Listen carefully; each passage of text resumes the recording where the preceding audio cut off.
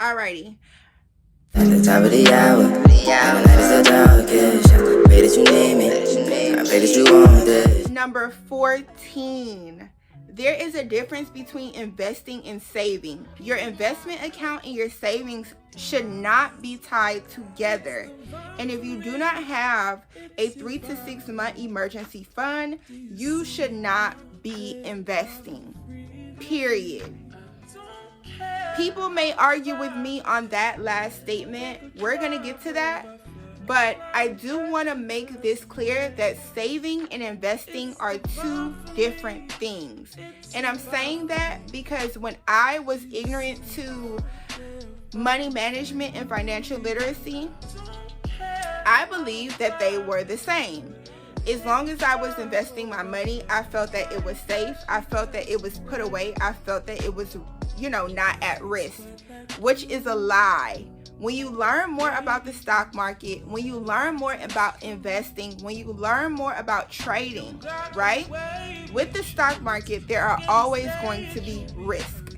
Your savings and your investments should not be tied up together at all. I learned that the hard way. So I know that there is probably another single mom out there who are thinking that because they are investing, that's saving, and it's not. Your money is at risk.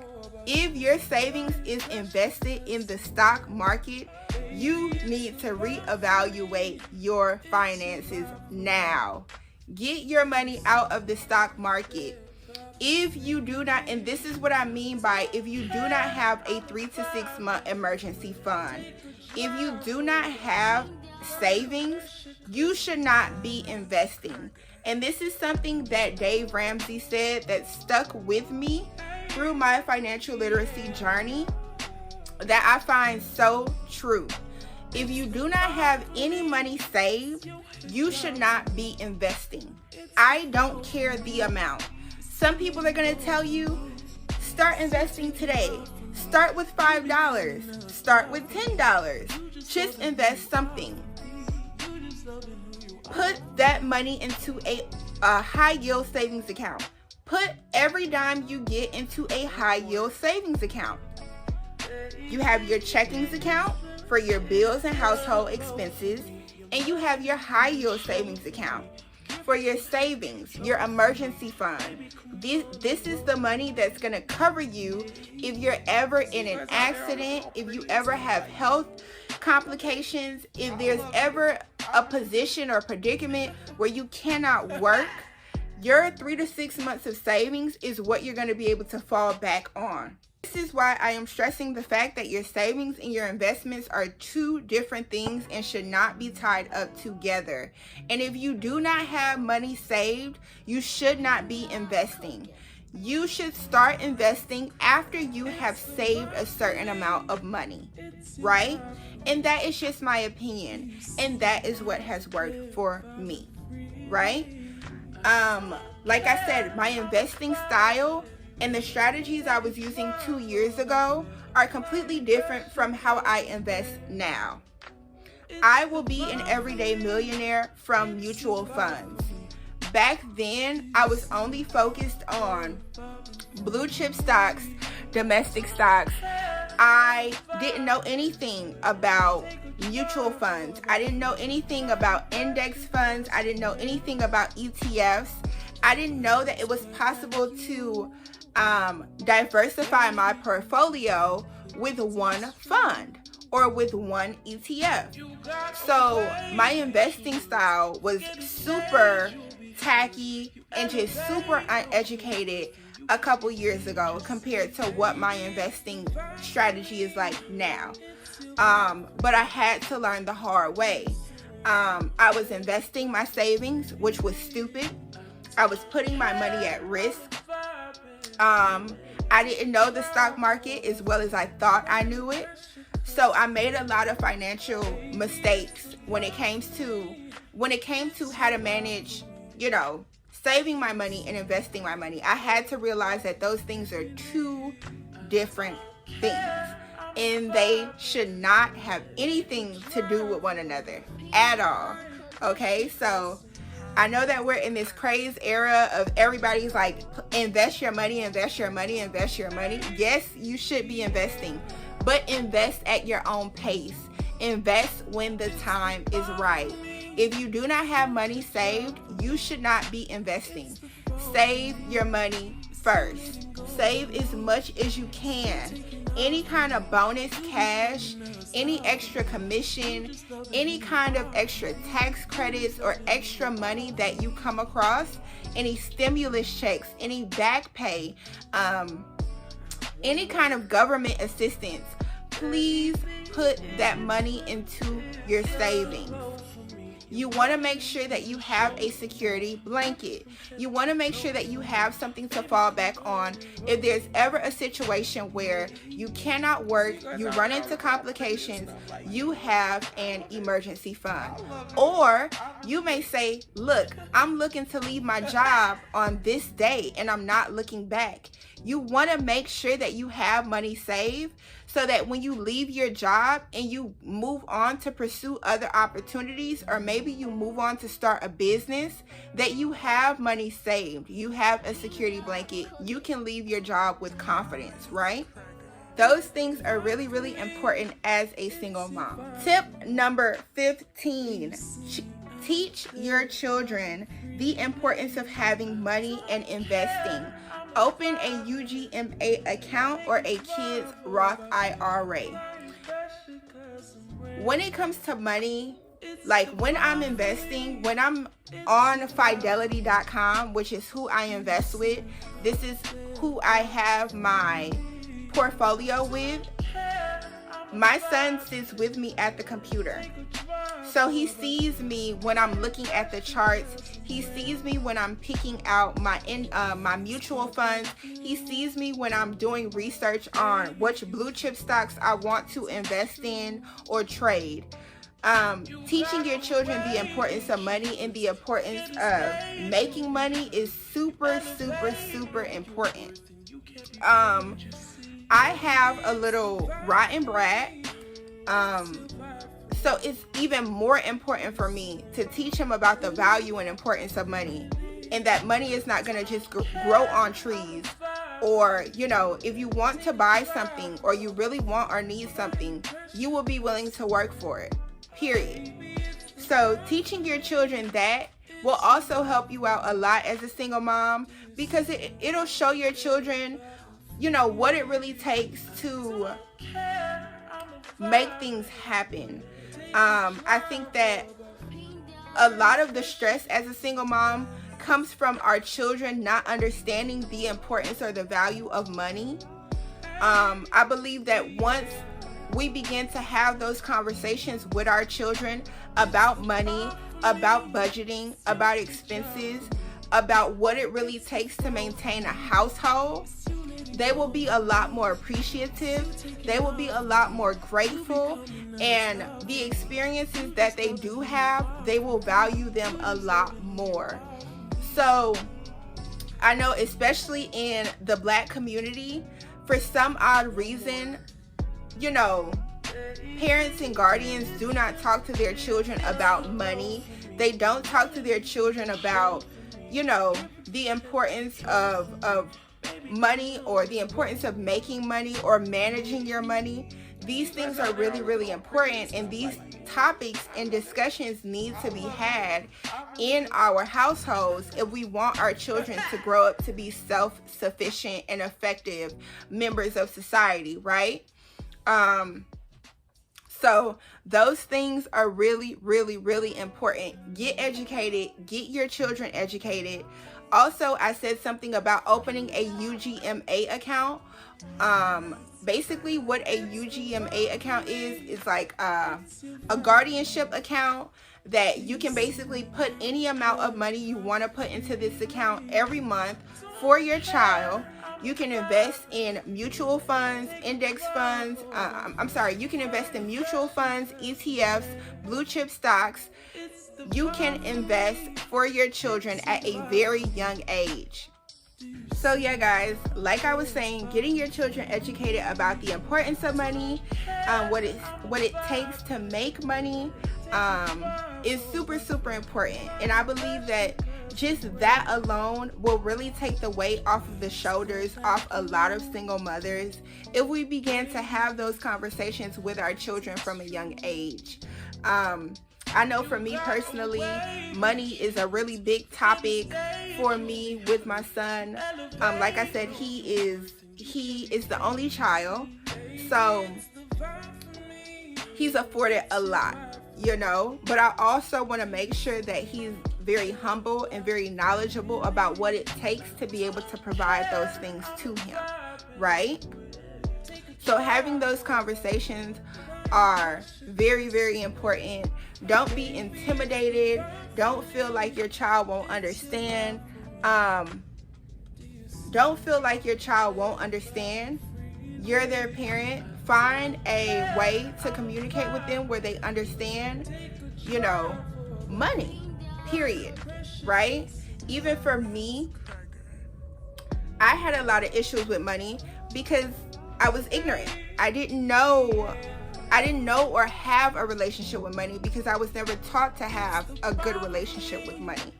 So as I grew up and got older, I realized that money is an energy, right? And as long as you're responsible with your money and you use your money effectively, right? Money will always come to you. There'll always be an abundance of money surrounding you. There'll always be opportunities to make money. But your mindset have to be in alignment with what it is that you want, period. You want to make sure that you're mending and healing your relationship with money now so that you don't carry that, you don't pass that down to your children, because it's possible. And it almost happened to me. But I was able to get a grip on it and realize that I can have a good relationship with money. I can use my money effectively. I can manage my money. I can, delegate my money. I have the power and I have the control. I can create new habits and new relationships with my money, period. So that's all it is up here. It's a mindset thing, guys. It's all about your mindset and how you view your money. That's it. Tip number 16, okay? Manifesting financial freedom and money mantras. So very similar to what I just spoke about, basically removing all those limiting beliefs around money. A lot of people say that money is the root of all evil. Money is not the root of all evil. Money is not the root of all evil, period. Poor people say that. So once you reevaluate your mindset and your relationship with money, really think about your relationship with money. How are you spending your money? Where does your money go? If you know that you're not spending your money wisely and you know that your money is not working for you, you need to sit down and create a strategy. Create a financial plan, period. Take control of your finances. Get serious. Pull out your bank statements. Get your credit report. All of this stuff is going to be linked below. If you want your credit report, I'll leave a link to that down below, right? It's about learning that every year, once a year, you get one free annual credit report. So those things are super, super important. And like I said, having those money mantras, like for me, every dollar I spend returns to me multiplied by 10. Every dollar I spend returns to me multiplied by 10. Every dollar I spend returns to me multiplied by 10. I know that every dollar I spend returns to me multiplied by 10. So when I spend, I'm not spending from a place of fear. I'm not spending from a place of nervousness, because I know that I will be blessed tenfold. So evaluate your mindset. Make sure that you're manifesting financial freedom and not manifesting financial fear. Make sure, I'm going to say that again, make sure that you're manifesting financial freedom and that you're not manifesting financial fear. Because for a long time, I was manifesting financial fear. I was not manifesting financial freedom. And something clicked, and it all began to make sense because I got knowledgeable. I started to learn more about how I can shift my relationship with money, right? I'm like, it didn't work for my mom, you know, I have to make this work for me. I have to figure this shit out on my own. I'm a single mother. How can I unlearn all of the lies and all of the corrupt bullshit that I've learned about money, and how money is the root of all evil and money does not make you happy? Once I realized that only poor people say that shit, my mindset completely shifted, period. Now I know that my relationship with money is up to me. It's all in how I view money. And my view of money is, as long as I am responsible, as long as I am showing the universe that I can take care of and manage what I have, manage my portion, I will always be blessed. And more and more and more will find its way to me. That's it. So, number 17, know your money language. So do some research on yourself, evaluate yourself, look at your relationship with money, look at how you're spending your money.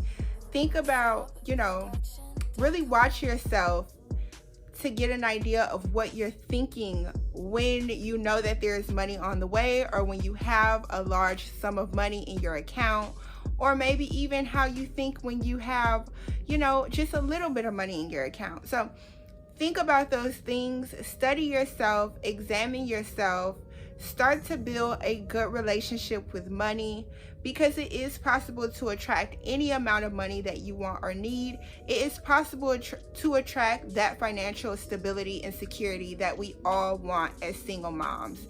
You just have to learn yourself, learn your money language, and evaluate your mindset when it comes to money. Number 18, research IRAs. So I'll leave this information linked down below as well. I'm not going to go into detail about Roth IRAs or traditional IRAs, self-employed IRAs, 401ks. I'm not going to go into that. But definitely, as a single mom, once you save some money and you feel like you are prepared to start investing, I am definitely going to recommend you to start focusing on retirement. I would say that once you have a solid emergency fund as a single mom, then we can start thinking about, college savings and your retirement. From the research that I've done, I found some mothers who say to prioritize your retirement over college savings. And I found some single mothers who say that they prefer to prioritize their child's college savings over their retirement. But honestly, I believe that it's possible to do both. And I am doing it. I decided, once I evaluated the accounts that are offered for children, so you have two very popular accounts, three very, very popular accounts that are used for investing purposes for children. You have your kids' Roth IRA, you have your UGMA, and then you have your 529 college savings plan. So the account that I chose that I like the most is the UGMA account. So that is the account that I'm going to opt for my child. Once I hire him as an employee of my business, then I will consider opening him a kid's Roth IRA once he's employed by me, right? But for the most part, I am going to say go ahead and do your research on Roth IRAs, traditional IRAs. there's a few different IRAs that you can look into.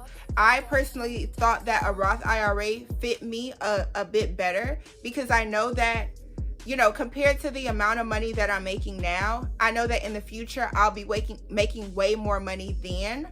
So I just thought that going with the Roth IRA, the research and the knowledge that I had gained, you know, looking up different IRAs, I felt like a Roth IRA was best for me. So that's the retirement account that I have.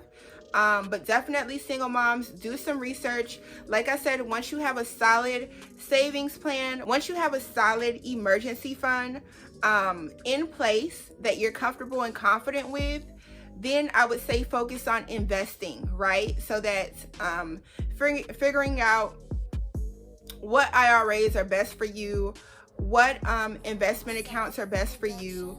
You know, when it comes to investing, the possibilities are endless. You just have to figure out what's best for you. So at this point, once you have a solid savings account, you can either start focusing on your retirement savings, or you can focus on your child's college savings. In my personal opinion, and the way that I'm playing the game, is I am saving for both.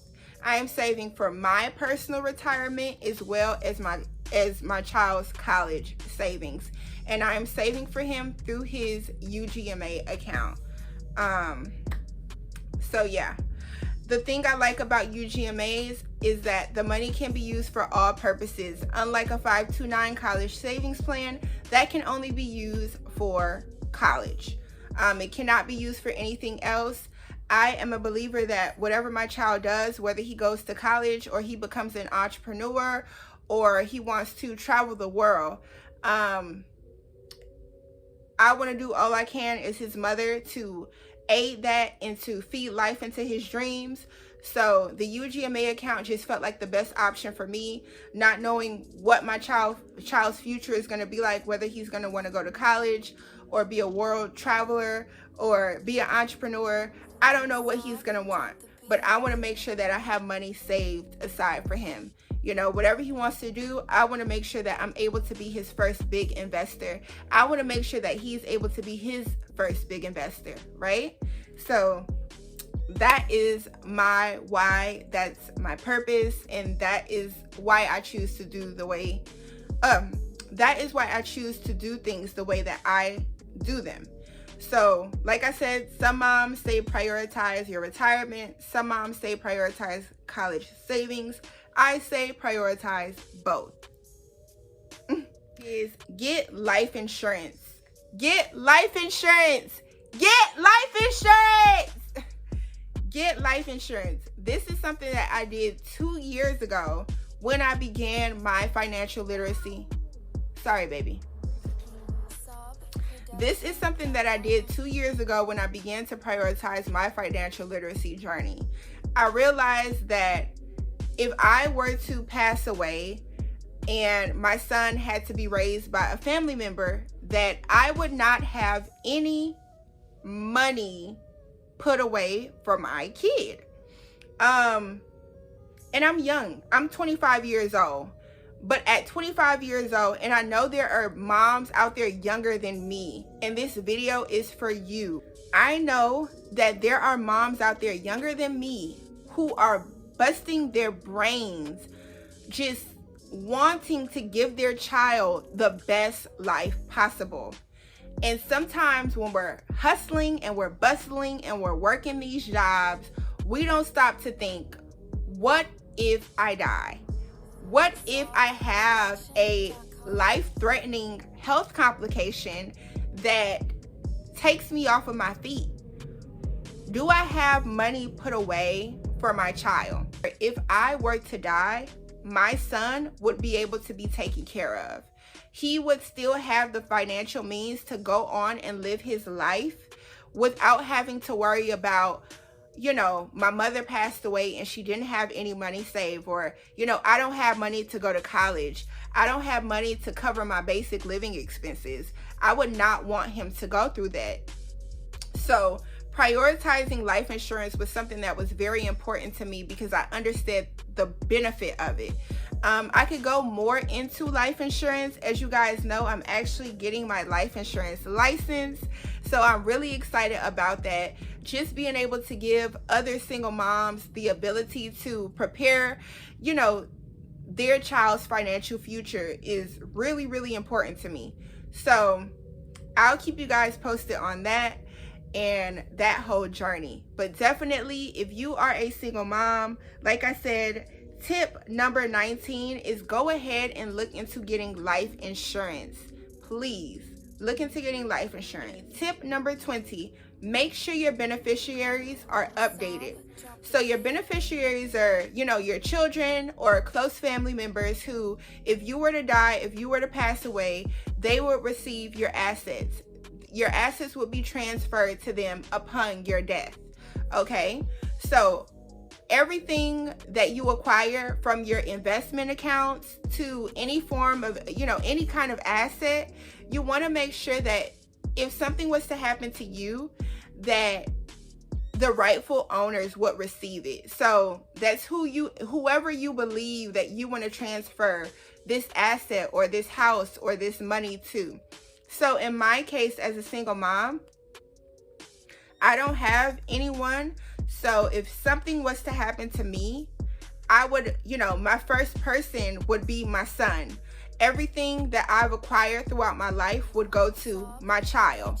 But in a case where I pass away and he's under the age of 18, then I would have somebody like my aunt or my father or my, you know, or my mother, who would be the beneficiary until my child turns 18 and he's able to manage his own money and take care of himself, right? So having your beneficiaries updated, once you've gotten a solid savings plan in place and you begin to acquire assets, or you begin investing or, you know, trading in the markets, in the stock market, please, when it comes to your brokerage accounts, make sure that your beneficiaries are updated. Make sure with your life insurance policy that your beneficiaries are always updated. You want to make sure that you're checking in on that information, making sure that, you know, if anything changes, that you're always logging into those accounts, your brokerage accounts, you know, your policies or whatever the case may be, and making sure that that info is up to date. So like I said, your beneficiary could be your child. It could be a very close family member of yours. For example, the example I use, if I were to pass away and my child is not over the age of 18, obviously he cannot take care of himself. He will need a guardian. So my beneficiary would be my parents, or, you know, somebody who I trust to take care of my child and manage his money and expenses until he's of age, right? And that is why I say it's so important to teach our children about, you know, financial literacy and the importance of, you know, making money and managing money, so that if they're ever in a position where they're completely on their own in this world, they know how to make money, they know how to take care of themselves, period. And that is really, really, really important. And especially in my community, I really want people to understand the importance of teaching your children financial literacy, right? Even now, I'm recording this video and my son is sitting here listening to every word I'm saying, okay? Hello, my name's Caillou Armstrong. This is my name. I just point educations, crayons everywhere. I just a book. I just reading a book. My mind around me. I rubbed my forehead. I found two. Tip number 21. If you are living with someone, map out your living expenses and how much you'll need to make every month in order to live on your own. So this was a tip that I actually learned from my boyfriend. This is something, you know, when I first moved to Atlanta, I was living with a really good friend of mine, living in her studio apartment, and I ended up meeting, you know, the guy who's my boyfriend now. So yeah, he taught me, he said, you're living with your friend now. You know, you really need to focus on how much money you're making and what your expenses are going to be living on your own, right? So sometimes when we live with people, we map out our expenses based upon the fact that we're living with someone else. But the point is independence, right? Especially as a single mom, when you have children, you don't necessarily want to live with other people. You want your freedom. You want your children to be able to run around and do what they want. You get what I'm saying? So if you're living with someone right now, or maybe you're young and you're living with your mom and dad, or, you know, a friend or a family, whatever, start to map out your expenses as if you were living on your own. So instead of thinking about, oh, my mom and dad they're gonna cover the water bill or the light bill, no. Start putting those expenses into your budget and you will look at savings a lot differently. I'm telling you, if you begin to map out your expenses as if you're living on your own, the way that you save your money will be a lot more effective.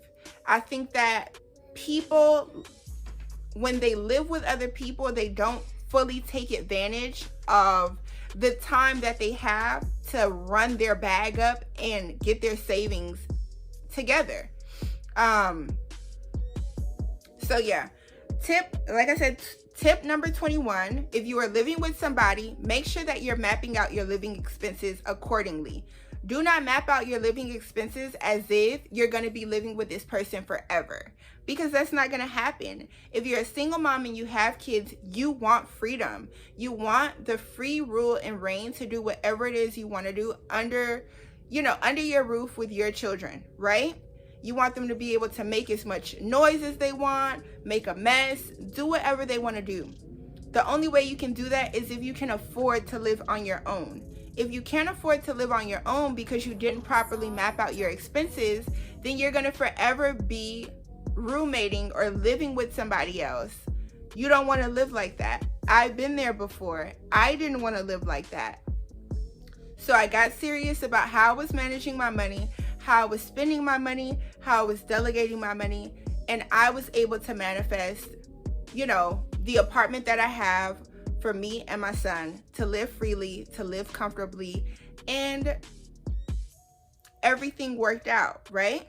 So just get a plan in place, stay focused, get a plan in place, get serious about your financial future. You have all the control. You control the cards, you control your destiny. Money is yours. Money is your birthright. Abundance is your birthright. Know that, okay? Know that much, okay? Tip number 22, apply for assistance, programs that help you pay bills, and etc. Let's go back to tip number 7 and 8, where I told you don't ask for nothing, don't beg, don't take out loans that you can't afford to pay back. Remember I said that. Let's go back to tip 22. Apply for assistance. Apply for benefits. If you are a single mom and you have the ability to get government assistance or get food stamps or get, a stimulus check or anything, you need to take advantage of those avenues. Do not be ashamed. Do not be embarrassed. Do not let anybody make you feel bad if you have to apply for government assistance. Period. If your children need health care, get Medicaid. Apply for Medicaid. If you need food for your babies, apply for food stamps in your state. Do not be afraid to ask for help. Get assistance. There is funding out there. There are programs out there that will help you pay your bills. If you are a single mom and you're already living on your own, we're in the middle of a pandemic. There are so many programs that will help you pay your bills, pay your past due bills, get up to date on your bills. Do not be ashamed to get help. Do not be ashamed to ask, to get government assistance or benefits. If you need to do it, do it. If you need the help, get the help. Period. That is the only form of seeking assistance or asking for something that I support wholeheartedly. If you need to apply for benefits to feed your baby, do it. If you need to find programs that will help you keep your lights on or keep your water running, do it. You're a single mom, you need the help. Get all the help that you can get. Get all of the help that you can get when you're a single mom, period. I am so grateful for all of the assistance, all of the programs that have been able to help me. Even before I was a single mom, and even now as a single mom, I'm still grateful because those things come in handy, and they really, really help you when you don't have anyone else, when it's just you and your children. So please seek assistance. There are, so many different programs and so many different things and funding out there for single moms to just help you be able to take care of your children. So do your research, get knowledgeable, ask questions, and get the help that you need if you need it. This is my last tip. Tip number 23. This is my last tip, guys. And this is not even so much a tip. This is what I want to leave you with. Think about this. What are you doing with your bonus cash? What are you doing with that extra money? What did you do with your stimulus check? What are you going to do with your child tax credit? What are you going to do with these extra streams of income that are coming in? Even if you're a side hustler, if you're a side hustle mom, if you're an entrepreneur, once you handle your taxes and your business expenses and you look at that bonus cash, that profit that you have from your business, what are you doing with that money, right? As a business owner, that money needs to be reinvested. If you're taking your profit out of your business and you're not reinvesting it, you're stealing from yourself. You're taking money from yourself. You're taking money from your children. So that is a whole nother video for another day. But honestly, guys, I want to leave you with this last tip. Tip number 23, which is actually something I want you guys to think about. What are you doing with your bonus cash? So like I said, those stimulus checks, those tax credits, any kind of bonus income that you're getting. If you are in sales, maybe you're getting some commission. What are you doing with those extra checks? Besides your base pay, what are you doing with that extra income? I really want you to think about that. I want to leave y'all on that note. What are you doing with your bonus money? What are you doing with that extra income? Because that extra money, that extra income, that extra money that you have can really go towards building a brighter financial future for you and your child. And I know because when my mindset shifted, when I began to prioritize financial literacy, I began to look at my bonus cash and my extra cash as money that can be invested or money that can be saved. And both of those things are helping your financial future, right? So think about your mindset, think about your relationship, and think about your mindset when it comes to money. Think about your relationship with money, and also evaluate the ways that you can improve your relationship with money. If you know that there are better things that you can be doing with your money as a single mom, please take this video in consideration. Please listen to all the tips that I shared, because this stuff has really, really helped me and really helped me start to build a brighter financial future for myself and for my son. I just know the proud feeling that I get from prioritizing my financial freedom and my financial future. And I know that it's possible for all single moms. So if you enjoyed this video, please go ahead and leave this video a big thumbs up. I would greatly, greatly appreciate it. Don't forget to hit that subscribe button. I am so happy that you enjoyed the video, that you were able to watch it if you made it to the end. So if you guys enjoyed this, make sure, like I said, you leave this video a big thumbs up, and I will be doing more videos like this. I plan on sharing so much more with you guys. I have so many video ideas on the way. Like I said, if you enjoyed this, don't forget to hit that subscribe button, leave this video a big thumbs up, and turn on your post notifications so that every time I post a video, you guys can be aware. I love you guys so much, and I thank you guys for tuning into my video. Once again, this was my single mom money management / budgeting video. So I hope you guys enjoyed it, and I will be back with another video. For now, don't forget to click that subscribe button. Y'all heard them. I love you guys, and I thank you guys so much, and I hope you learned something from this video. Bye.